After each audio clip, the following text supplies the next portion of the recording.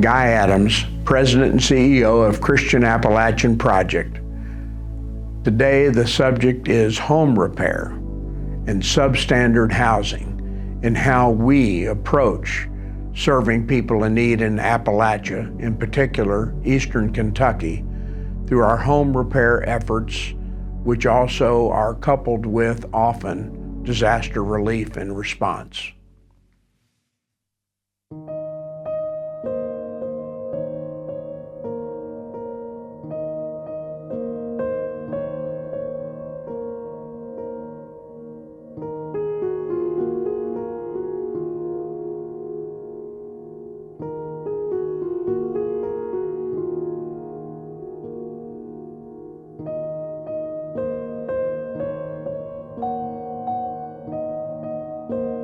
By federal definition, we would consider parts of Appalachia to be persistently poor, or to be called persistent poverty counties, which means that they have had a poverty rate of more than 20% for more than 3 consecutive censuses, so over a 30-year period or longer. This is long-lasting, deep poverty. It was started, I believe, by a lot of the early extraction from the region. And there hasn't been an equal amount of investment coming back in, and so that's made it more difficult. Natural resources and wealth that was here was taken, and the wealth was put somewhere else, which has left Appalachia, like a couple of other parts of our country, rural in nature, that are pretty far behind the rest of the country by almost every measure. Not enough high-paying jobs, not enough growth, but overall I would say it's an intentional lack of investment that we have failed to make. East of I-75 and south of 64, so where I would consider to be central Appalachia in Kentucky and then moving into Tennessee, West Virginia and Virginia, no national bank chains, or very little. And so the ability to reach large capital markets, we just don't have the same level of opportunity. The poverty rate is about double the national average, and in many of the counties, the median income is half of the national median in this country.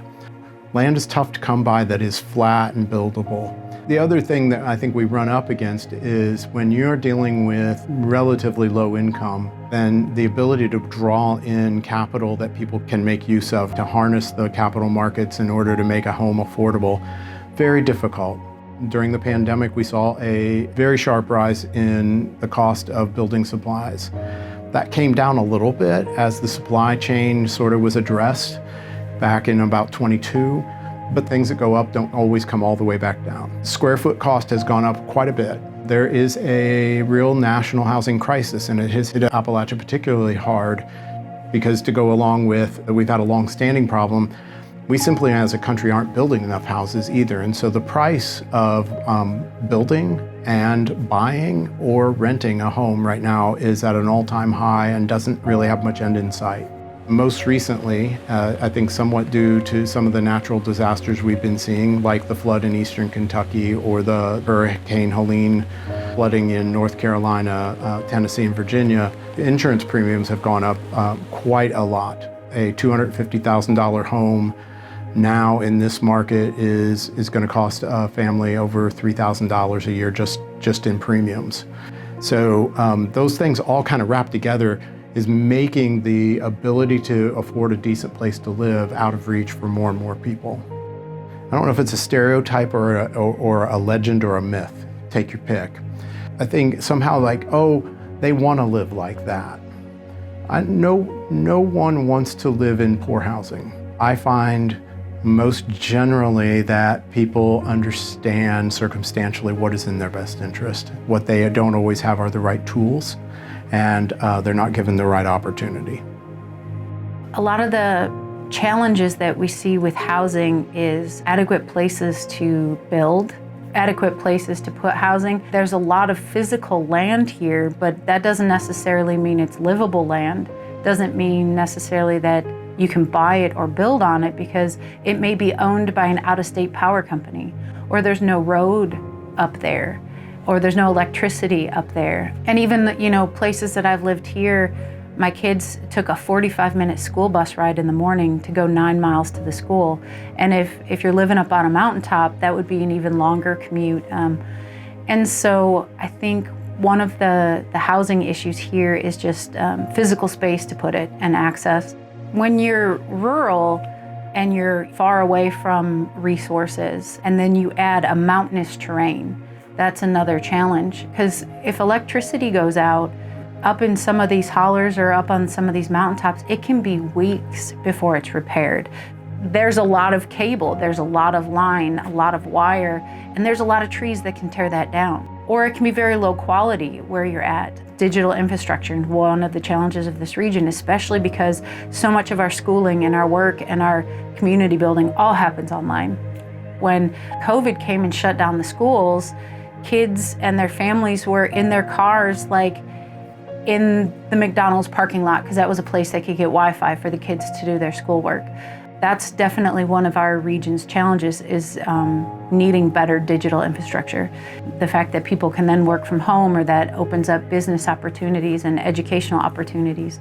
And it's not just up in the hollers or at the mountaintops. You'll see, like, the county seat of Leslie County is Hyden, and unless you're on Subway's Wi-Fi or the city's Wi-Fi, you can't get a phone signal. It's surprising to be without service in 2025, and you're like, how is this still a problem? So I think, just like all regions in the U.S., we've got a lot of challenges, a lot of uphill battles. In an urban setting, you have a lot of houses right on top of each other. So, there's porches and roofs that need fixing there. But out here, it's more scattered, and they may not have the resources of somebody in the city. The jobs and the economy here just aren't as strong as other places. The region still has a higher than average numbers of homes that are in need of home repair. The fact that a lot of the home stock is older, the fact that folks can't afford to take care of their homes, have to prioritize other things over maintenance in some cases, leads to that. Our home repair waiting lists continue to be longer than we can address frankly in a timely manner. We would love to be able to do more. Thankfully, there are other organizations helping in the area. We partner with some of those from time to time to complete projects and make sure that folks are getting help as fast as they can. CAP has grown our capacity to do more, but there's a huge need still. From the FAHI office in Berea, what we want to do in partnership with our members is to look for the things that we can help consolidate. We have a scale problem, and one of the ways we get to scale on the solution side is by working together, which is something that is different than the way we usually think of things like scale. There are hundreds of thousands of units that we need to build in the region, families, hundreds of thousands of households that need to be reached with opportunity. We don't do that by ourselves. Instead, we look for ways to work together. We have a lot in common. Let's lean in on that. It's the thing that makes us distinctively different. If you want to go fast, as the saying goes, you go alone. But if you want to go far, and for us, that is about the scale, we do want to go far. We have a lot to do, so we want to do that with friends.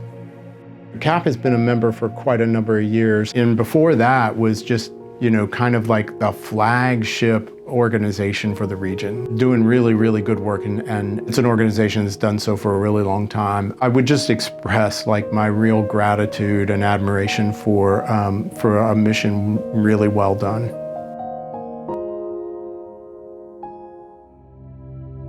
Home repair has always been a part of CAP's programming. I hear stories of Father Biting having his family in to help do home repair projects in the early days, and always with volunteers around. That's always been a part of the process here, I think, at CAP. It really got started in 1978 with the first formal home repair crews. That was how it got its start from a crew standpoint. It really took shape to be more like what we know today in the early 90s. It came under Human Services as a program, began to be staffed. We started to see a lot more volunteer groups coming in. That was also the beginning of WorkFest early on in those early 90s.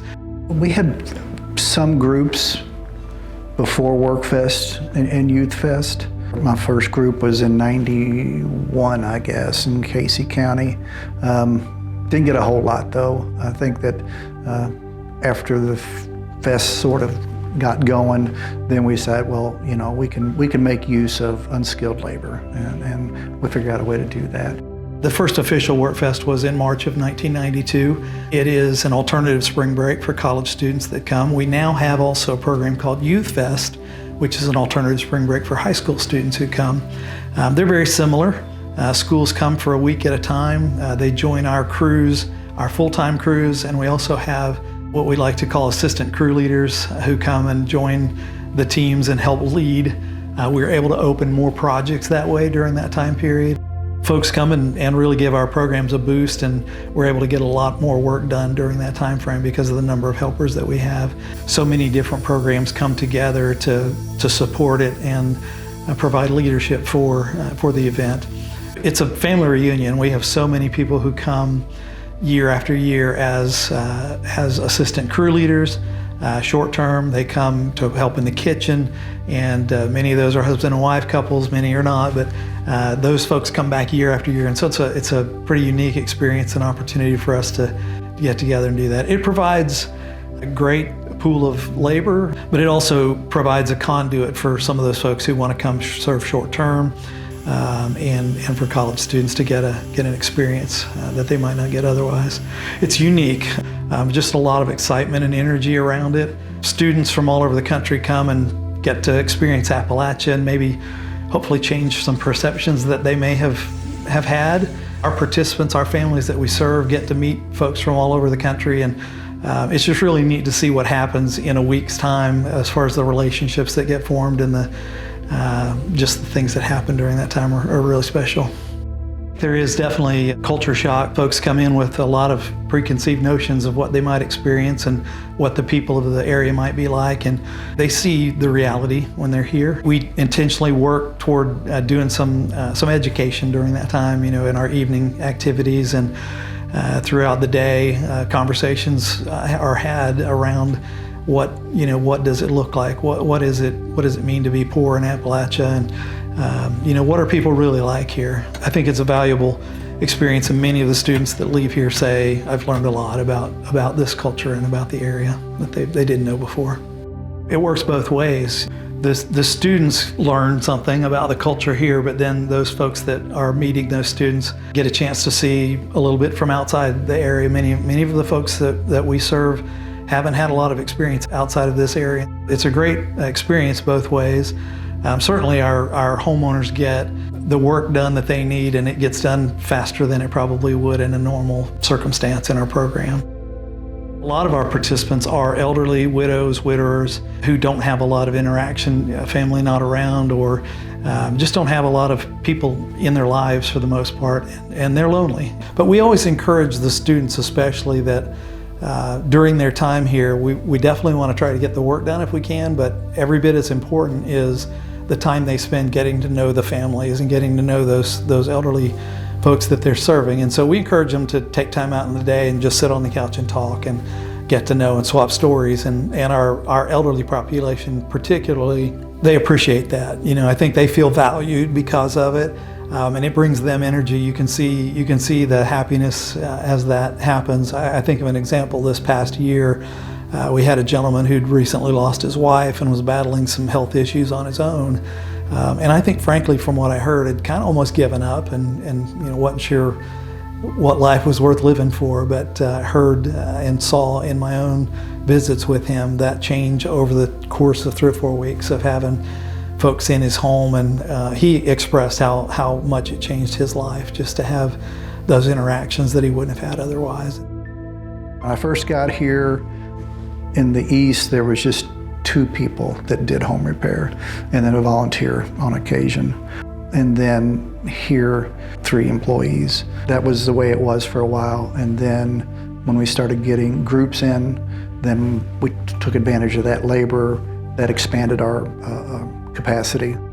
Home repair today, we have crew leaders who are out on job sites all the time. We also have assistant crew leaders, full-time staff who work in the program.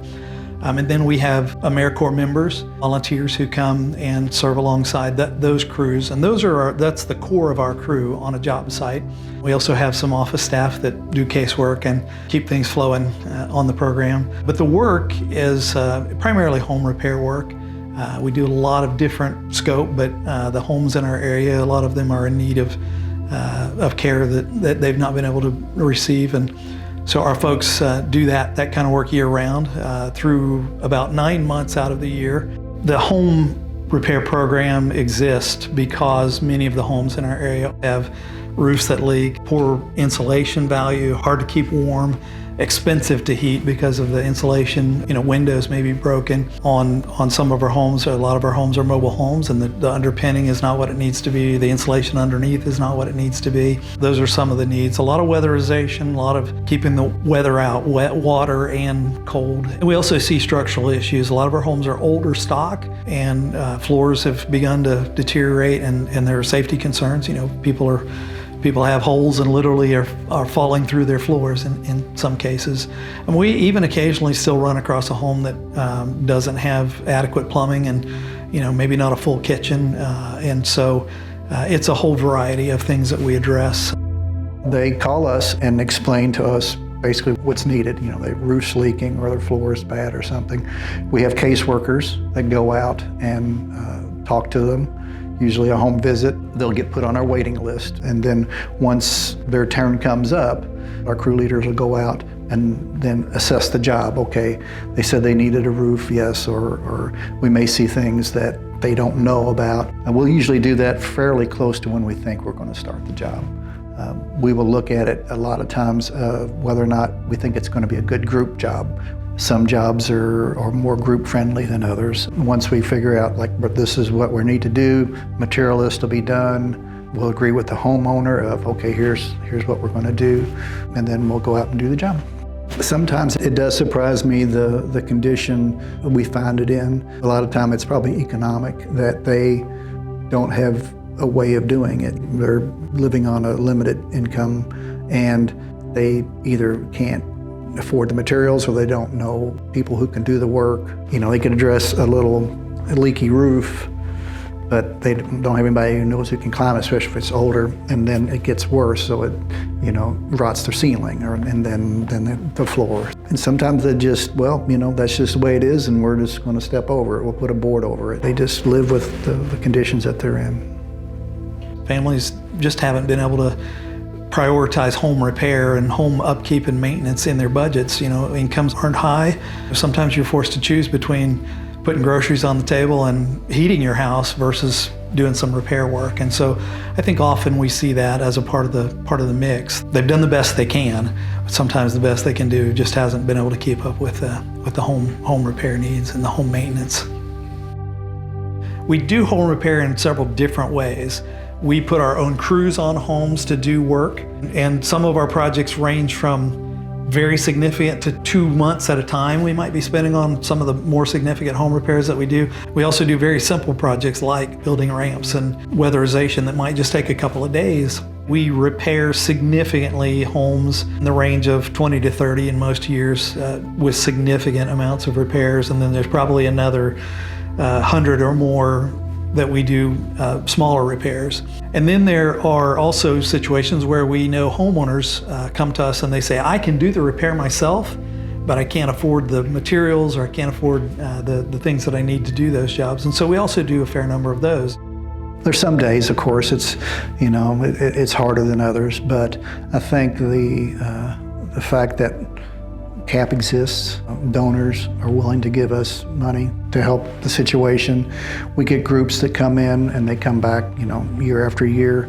That gives us a lot of hope. That's what keeps me going.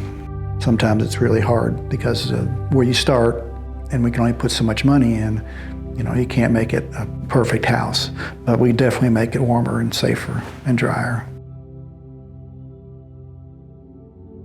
There are deep roots here in the culture and in families. You see generations living in close proximity to each other, and that holds them here. I think for some of our older population, this is the only place they've ever known, and frankly, moving might not even be a financial opportunity or option for them. I think really it comes down to people just love the area and the culture that they're in, and it's difficult. I mean, it's difficult to imagine leaving all that behind and taking up roots and trying something somewhere else. You certainly see many cases where a home has been in the family for generations, but over time and over age, that the age alone takes its toll. In some cases, not all cases, but in some cases, those homes weren't built to begin with very well. Still have a lot of coal camp homes that we see people living in. They've been built quickly and maybe not to such a great standard, and so sometimes that's an issue.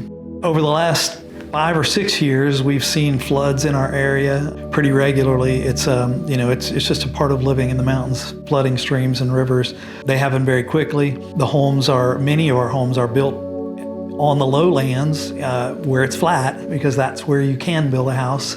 It's difficult to build in the mountains. And so it makes us, I think, more prone to having more homes potentially damaged in those floods and those situations. And unfortunately, in recent history, we've seen more floods and more severe flooding. And so many homes have been impacted and damaged and even totally destroyed by that. Over the last couple of years, we've dedicated a lot of our home repair resources toward repairing and rebuilding homes that have been damaged in recent floods. We're still in partnership and doing some repair work for flooded homes from as long as 2 years back, and those will still continue to be going on. Many of the projects that we do from a repair standpoint are done, but many homes were totally destroyed, and so finding new locations to build higher ground, and I think those will still be going on. It's a multi-year proposition when you get into that kind of situation.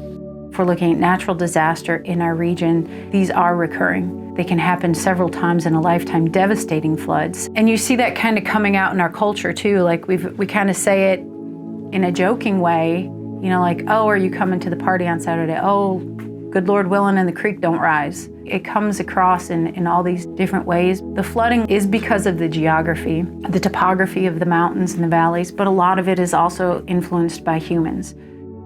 It had rained and rained and rained and rained. The ground was already completely saturated. The rivers and the creeks were already running high. At like 2 in the morning, everybody was sleeping. Alerts were coming in on people's phones, but people had their phones on mute. The flood rose really fast, really quickly in a lot of places. Here at the Hyman Settlement School in Knott County, it rose up within no time at all. We had about 60 riders staying here on campus. Luckily, one of them was restless and went out and saw that the water was rising very quickly, woke people up and told them to move their cars. But Troublesome Creek right here is probably about 4 inches deep today, and it crashed through campus at 20 feet. It was 20 feet. The water came in fast and it came in hard. It was in the middle of the night, and so people could only assess where the water was or what was happening by the lightning flashes. And that was the only glimpse that they could see. People described terrible smells because septic tanks were rupturing, propane tanks and gas station tanks, so the water smelled. I think 45 people died in the floods. But you can't really assess that, because who died 2 years later from stress? Who relapsed into drug use because of the flood and OD'd 2 years later? So to even assess how many died is an impossible thing. Floodwater during the day is dark and brown and muddy and stinks because it's so turbulent. But a lot of things are carried in it that are dangerous and you don't know. In an instance like when flash flooding is crashing through communities, you see scraps of people's lives. It's like an apocalypse. When the flood came through, we were in the middle of the 45th Appalachian Writers Workshop. We have 100 writers from all over Appalachia. 60 of them were staying on campus here when the flood hit. If you have 100 of the region's best writers go through a flood, it's going to be well documented. University Press of Kentucky asked me if I would compile an anthology, and it was an immediate yes. I knew that if we put together a book that the community here was proud of and that my writers were proud of, it would be something that on my deathbed I would be proud of. We have 60 contributors in here of poetry, fiction, nonfiction, and also photographers. And it's the power of healing in community by telling our story of what we went through here. One of the pieces was interviewing a law enforcement officer who was standing there, and he said that he saw his neighbor's house floating just on the water, and the neighbor standing in the doorway yelling and screaming for help, and he couldn't do anything to help him. And it's hard to imagine something like that, but when we look at some of the types of housing that is common in the area, such as mobile homes and trailers and things like that, that are more buoyant, that are smaller, it seems like they would be easier to damage or literally carry off in such an event. You know, you get a whole lot of rain and it's going to go down the valleys, and, you know, the rivers and creeks will come up faster, and you get flash floods. I mean, it happens, that's what they call it, a flash flood. And it just depends on how much rain you get. You know, you get these training thunderstorms and you get, you know, 4 inches of water in a small area. Well, you know, your creek's going to come up, but that's due to geography. We will respond to different kinds of disasters. What we do depends on what kind of disaster it is. Like ice storms, you get a lot of chainsaw work and tree work, clearing brush. Tornadoes is tree work, but also, you know, patching roofs.